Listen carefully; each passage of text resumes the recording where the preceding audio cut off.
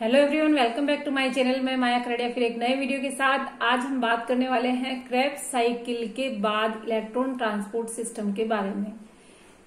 Electron transport system पढ़ने से पहले मैं आपको बता दूं कि ग्लाइकोलाइसिस और क्रेब्स साइकिल हम पढ़ चुके हैं।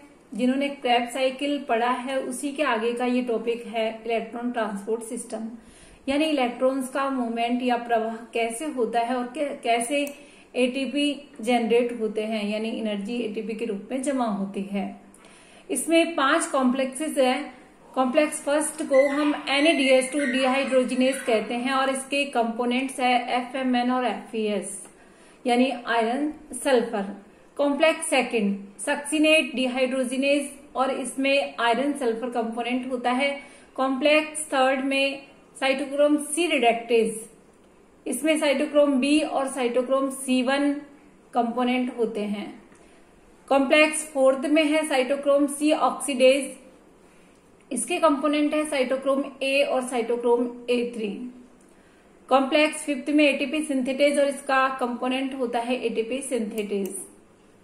इसको हिंदी में हम कहते हैं संकुल फर्स्ट, सेकंड, थर्ड, फोर्थ और फिफ्थ, जिसके कंपोनेंट्स मैंने अभी अब बताए कि फर्स्ट संकुल के FMN और आयरन सल्फर, सेकंड के आयरन सल्फर, थर्ड के cytochrome B, cytochrome C1, fourth का साइटोक्रोम A और साइटोक्रोम A3, संकुल फिफ्थ का एटीपी सिंथेटेज।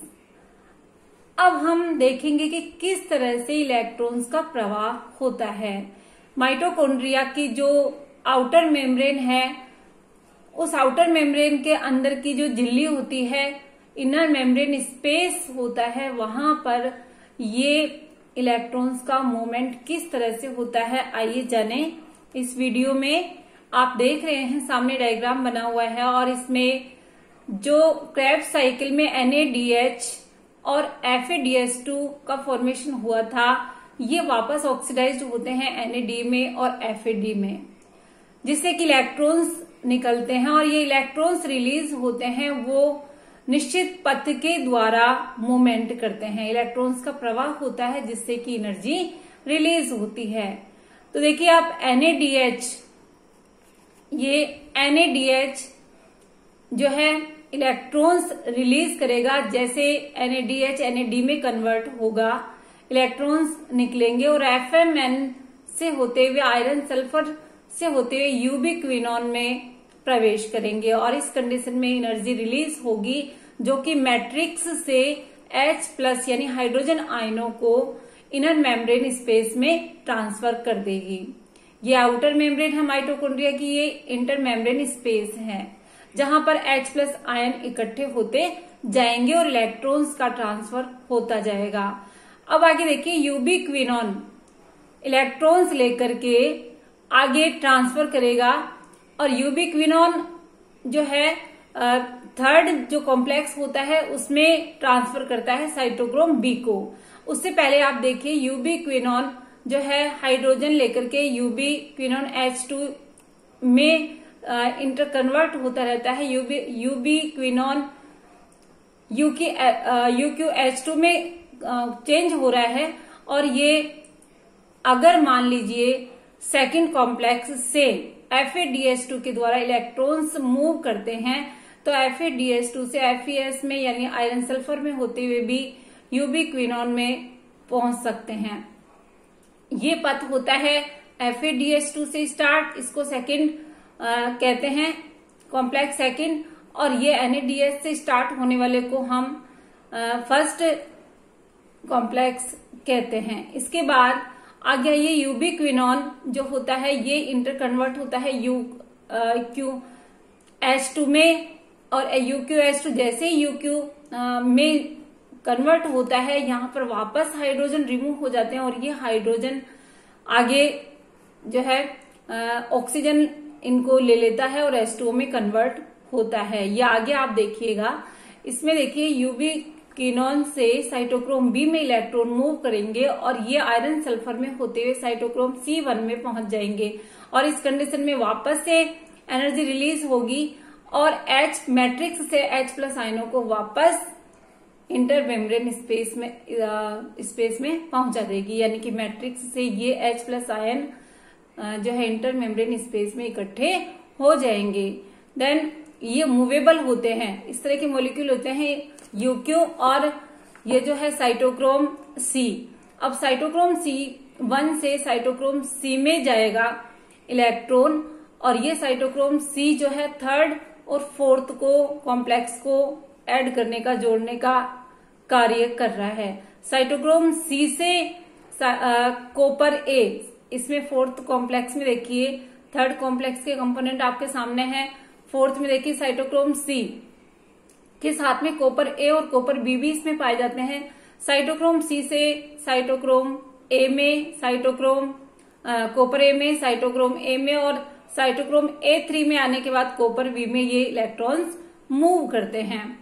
फिर एनर्जी जो है जनरेट होती है और एनर्जी जनरेट होकर के ये वापस H+ को ऊपर मैट्रिक्स में मैट्रिक्स से इंटर मेम्ब्रेन स्पेस में पहुंचा देती है। इस कंडीशन में यहाँ पर जो इलेक्ट्रॉन्स रिलीज होते हैं उसको हाफ O2 ले लेता है और ये O के अंदर चेंज हो जाता है, O-2 में चेंज हो जाता है। जो यूबिक्विनॉन से हाइड्रोजन रिलीज हुए थे, ये यूबिक्विनॉन से जो हाइड्रोजन रिलीज हुए थे ये O-2 ले लेता है और H2O में कन्वर्ट हो जाता है। अब आप इस पूरी प्रोसेस में देख रहे हैं कि H+ आयन जो है मैट्रिक्स से इंटर मेम्ब्रेन स्पेस में जमा हो गए हैं, यानी कि यहाँ पर H+ आयनों का जो है ज्यादा अमाउंट हो जाता है और इस तरह से इलेक्ट्रोकेमिकल ग्रेडियंट उत्पन्न हो जाता है ये प्रोटॉन जो है यहाँ जमा होने से। अब ये जो प्रोटॉन जमा होंगे, H+ आयन जमा होंगे, जैसे ही इनका मैट्रिक्स की तरफ वापस फ्लो होगा, ये जो है एटीपी सिंथेटेज यहाँ पर इसका यूज करेगा और एडीपी और आईपी को, इनऑर्गेनिक फास्फेट को एटीपी में कन्वर्ट कर देगा। इस तरह से इलेक्ट्रॉन्स का मूवमेंट एटीपी जनरेट करता है और इस तरह से ये जो फर्स्ट कॉम्प्लेक्स है और ये सेकंड, तो इसका दोनों पथ हो सकते हैं। यहां से भी ये स्टार्ट हो सकता है, जैसे कि NADH से स्टार्ट होता है तो ये इस तरह से यूबिक्विनॉन में जाता है। FeDH2 से स्टार्ट होता है, आयरन सल्फर में होता हुआ ये इस तरह से 3rd कॉम्प्लेक्स में आता है और फिर आयरन सल्फर में होता हुआ साइटोक्रोम फर्स्ट में और फिर कॉपर ए में आता है साइटोक्रोम सी के द्वारा। इस तरह से जो यूक्यू है, यूबिक्विनॉन है, ये फर्स्ट और सेकंड कॉम्प्लेक्स को 3rd कॉम्प्लेक्स से साइटोक्रोम बी में इलेक्ट्रॉन मूव कराता है, इलेक्ट्रॉन ट्रांसफर कराता है। इसके अलावा जो साइटोक्रोम सी है ये 3rd को 4th कॉम्प्लेक्स से जोड़ता है। इस तरह से ये जो है 1st, 2nd, 3rd और 4th और 5th कॉम्प्लेक्स अंकुल यानी कि जुड़े हुए हैं, इसमें मूवेबल होते हैं यूक्यू और साइटोक्रोम सी। इस तरह से इलेक्ट्रॉन ट्रांसफर में एनर्जी जनरेट होगी और जिसका यूटिलाइज जो है होगा और एटीपी के रूप में यहाँ पर एनर्जी रिलीज होगी। इसमें H+ ion inter membrane space में जमा होंगे और इनके फ्लो होने से एडीपी और एटीपी सिंथेसिस इनका उपयोग करेगा, एडीपी और आईपी को एटीपी में कन्वर्ट करेगा।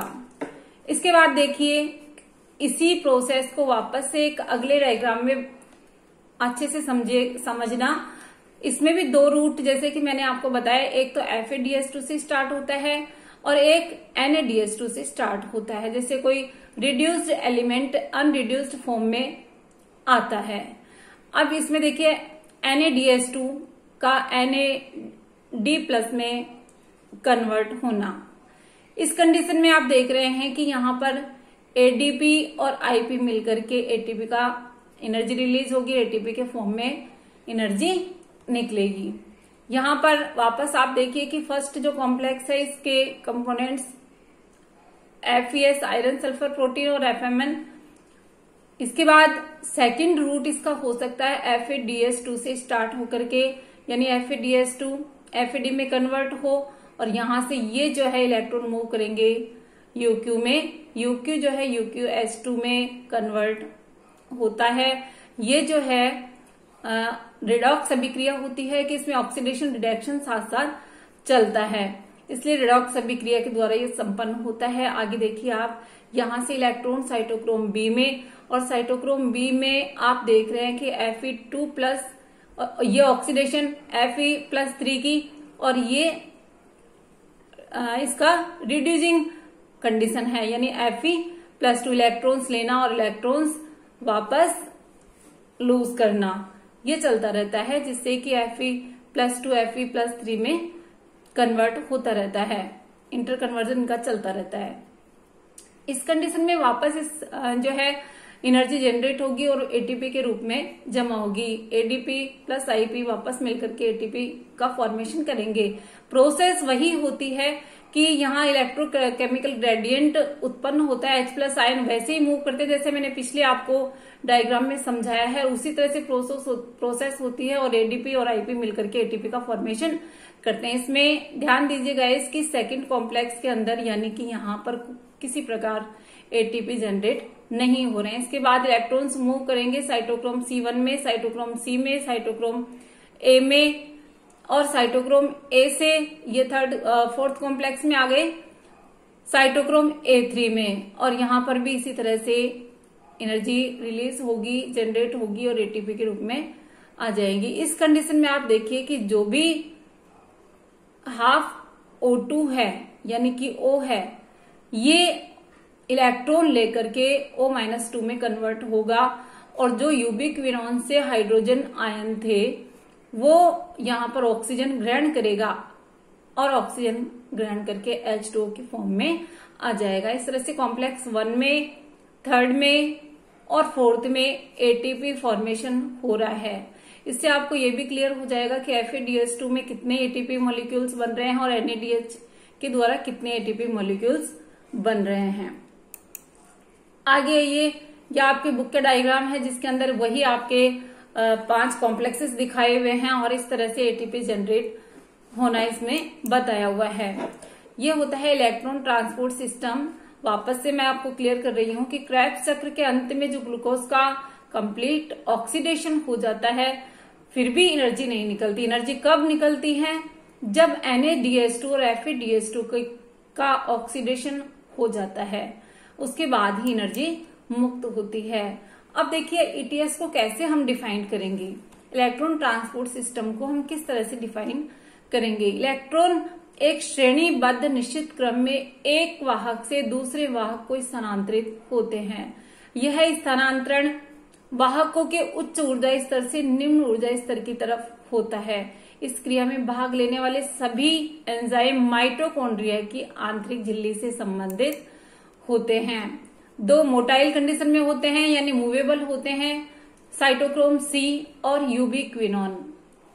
इलेक्ट्रॉन ट्रांसपोर्ट सिस्टम में NADH+H+ और FADH2 से इलेक्ट्रॉनों का ऑक्सीडेशन एक निश्चित क्रम में होता है।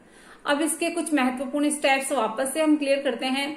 क्रेब्स साइकिल में माइटोकॉन्ड्रिया के मैट्रिक्स में बनने वाले NADH+H+ का एंजाइम NADH डिहाइड्रोजिनेज द्वारा NAD+ में ऑक्सीडेशन हो जाता है और इस क्रिया में मुक्त होने वाले जो इलेक्ट्रॉन्स है वो माइटोकॉन्ड्रिया की इंटर मेम्ब्रेन स्पेस पर पाए जाने वाले जो कॉम्प्लेक्स फर्स्ट है इसके कंपोनेंट्स के द्वारा ग्रहण कर लिए जाते हैं। और इस घटक में प्रमुख रूप से NADH, यूबिक्विनोन ऑक्सीडो रिडक्टेज और फ्लेविन मोनोन्यूक्लियोटाइड FMN जिसका नाम हम बोलते हैं, ये वही है फ्लेविन मोनोन्यूक्लियोटाइड में न्यूक्लियोटाइड पाया जाता है। ये हो गया फर्स्ट। और कॉम्प्लेक्स सेकंड के अवयव कौन से होते हैं? Succinate, यूबिक्विनोन oxido reductase. सक्सिनिक अम्ल से मुक्त होने वाले इलेक्ट्रॉन जो FADH2 द्वारा ग्रहण किए जाते हैं, इनको ये कॉम्प्लेक्स सेकंड ग्रहण करता है। इसके बाद जो रिड्यूस्ड हो जाता है यूबिक्विनोन, इलेक्ट्रॉन का स्थानांतरण संकुल 3rd में यानी कॉम्प्लेक्स 3rd के जो घटक है साइटोक्रोम B और C1 को ये यहां से ट्रांसफर करता है। और साइटोक्रोम C माइटोकॉन्ड्रिया के आंतरिक झिल्ली की बाह्य सतह से संबंधित मोबाइल प्रोटीन होते हैं, बिल्कुल मूवेबल प्रोटीन होते हैं, जो कि इलेक्ट्रॉन को संकुल 3rd से 4th पर स्थानांतरित करते हैं। अब वापस से साइटोक्रोम C ऑक्सीडेज, इसके कंपोनेंट्स है A और A3 और साथ में 2 कॉपर केंद्र पाए जाते हैं जो कॉम्प्लेक्स 4 का फॉर्मेशन करते हैं। इलेक्ट्रॉन ट्रांसपोर्ट सिस्टम में इलेक्ट्रॉन जो विभिन्न कैरियर्स के द्वारा संकुल फर्स्ट से यानी कॉम्प्लेक्स फर्स्ट से 4th तक पहुंचने पर ये एटीपी सिंथेटिस संकुल के द्वारा एडीपी और इनऑर्गेनिक फास्फेट से एटीपी का निर्माण करते हैं। एक NADH+H+ से 3 एटीपी, एक FADH2 से 2 एटीपी का फॉर्मेशन होता है। ऑक्सीजन इस प्रक्रिया में अंतिम इलेक्ट्रॉन ग्राही की तरह कार्य करती है। या लास्ट में आपसे पूछा जा सकता है कि यहाँ पर इलेक्ट्रॉन लास्ट में कौन ग्रहण करता है, यानी इस प्रोसेस में इलेक्ट्रॉन ट्रांसपोर्ट सिस्टम में अंतिम अवस्था में इलेक्ट्रॉन कहाँ ग्रहण किया जाता है, तो आपको बताना है ऑक्सीजन के द्वारा ग्रहण किया जाता है, क्योंकि ऑक्सीजन की उपस्थिति में हो रहा है और ये फास्फोराइलेशन मेथड है, यानी फास्फोरिलीकरण कहते हैं इसको। इस प्रक्रिया में इसलिए इसको ऑक्सीडेटिव फास्फोराइलेशन भी कहते हैं, क्योंकि ऑक्सीजन की उपस्थिति में हो रहा है। तो ओके गाइस, थैंक्स। चैनल को सब्सक्राइब नहीं किया है तो सब्सक्राइब कर दे। एटीएस को अच्छे से समझ लेना। फिर मिलेंगे नए वीडियो के साथ।